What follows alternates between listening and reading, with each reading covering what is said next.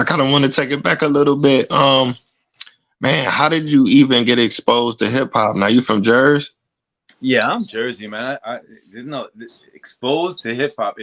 If you're naturally exposed, uh, um, because of your community. So if you were from the suburbs, you were probably not exposed to hip hop. But if you're from the urban areas in inner cities like Newark, you're naturally exposed to music, which is a vehicle that we all use to sort of remove ourselves from the situations we're in and sort of enjoy ourselves for the 2 3 minutes that song is on, and you enjoy music. And at the time, it was we were coming out of a disco era, going into an R&B era, a true R&B era, not the R&B you hear today, but a true R&B. And then Right. and then the bridge was the R&B into, Michael Jackson, Off the Wall, into a thing called hip hop, which was integrated with the R&B scene and disco scene. So at the time it was no, it was all together. Um, then you had, this techno, not techno, we call it trance or European version of disco out that sort of gives you the sound that influenced our culture was Planet Rock and Soul Sonic Force. So you had this collage melting pot of sounds, really. And if you're in those neighborhoods, you were likely hearing that music. And in order to sort of have fun at block parties or wherever you're doing, you would play that music. You would not play rock and roll in my neighborhood. So I wasn't exposed to much rock and roll. Although my brother, who's 10 years removed from me, grew up 10 years earlier in a more Latin or white part of town. So his musical tastes were rock and roll. Um, and he knew all those rock and roll bands. I can appreciate them because in the disco and house and where I'm from, Jersey, the house is big. We don't discriminate on the sound or the genre. We just want to hear soulful sounds. So if Rolling Stones did some, or David Byrne did some from Talking Heads, that was absorbed in the sort of house and R&B scene. So we had everything. It's a melting block musically, right? But if you are in those neighborhoods, you just naturally were exposed to it, and it just seeped into your system. So I seen the beginning of hip hop, very very beginnings of it, and it became part of my DNA. So with that comes, with that comes uh, hip hop, comes MCing, comes b-boying, comes graffitiing. Those pillars of hip hop, which are have been described many years, over all the generations. These pillars help create what we know as fashion because of graffiti and all that. So in the art world, they were just, hey, hip hop is this one thing, and these are the 5 pillars we're going to start with. Um, and this is how we will generate income by going into radio, music, MCing, going into the art world, graffiti, fashion.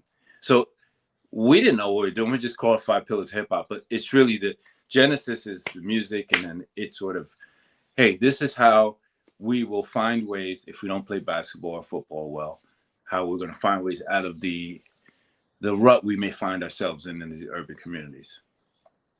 So I Wow. far back like that beginning, that's Yeah. the Sugar Hill Gang and stuff, Right. stuff like that.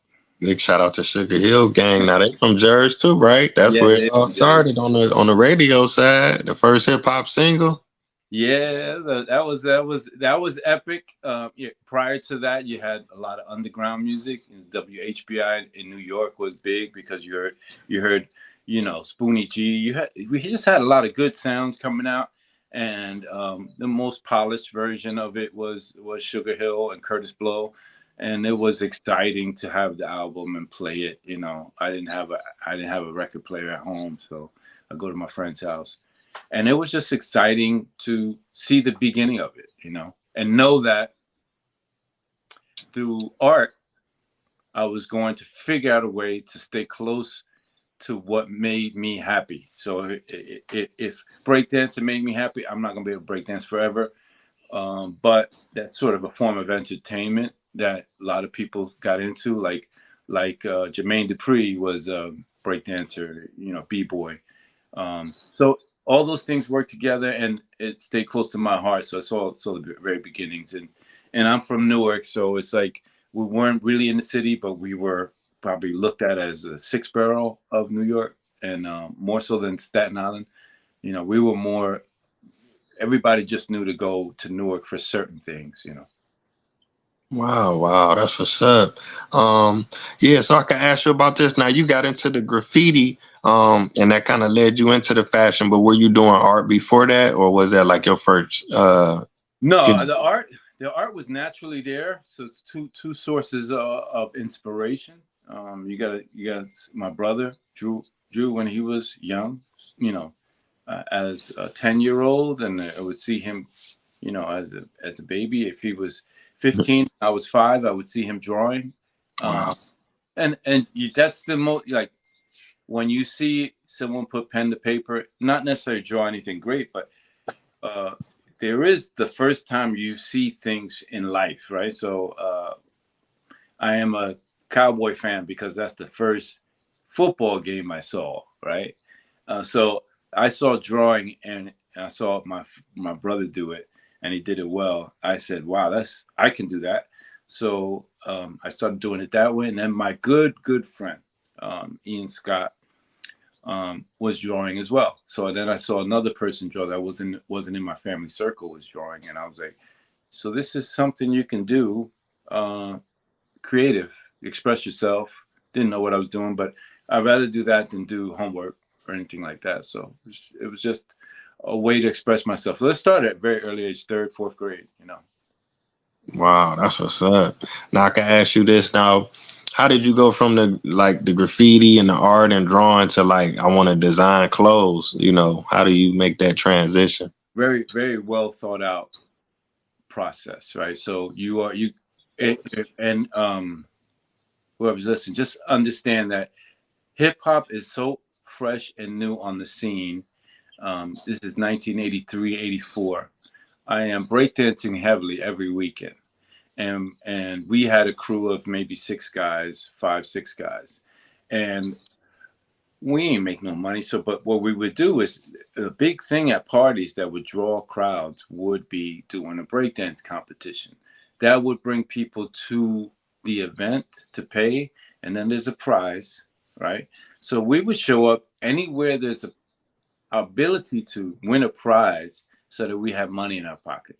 We already assumed we would win because we were good in our area. Like in Newark, we were well known in our region that if we show up, might as well just give us the money, right? So, but New York was different.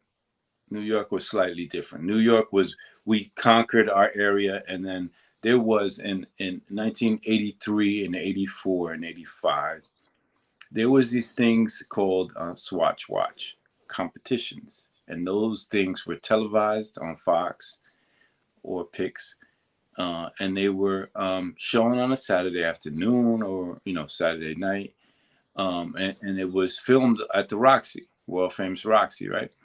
So we knew that while we're breakdancing, we're listening to hip hop, we are winning certain things, and it's just pocket money. So we would go to the city on the weekends and make money in Washington Square Park, and we saw we were as good as everybody else you would see out there, right? But you would see people out there, like famous people, comedians. It was a different era, and you would go out there, and so you start making money, and then you start exploring. Hey, there's potential. What is the next step?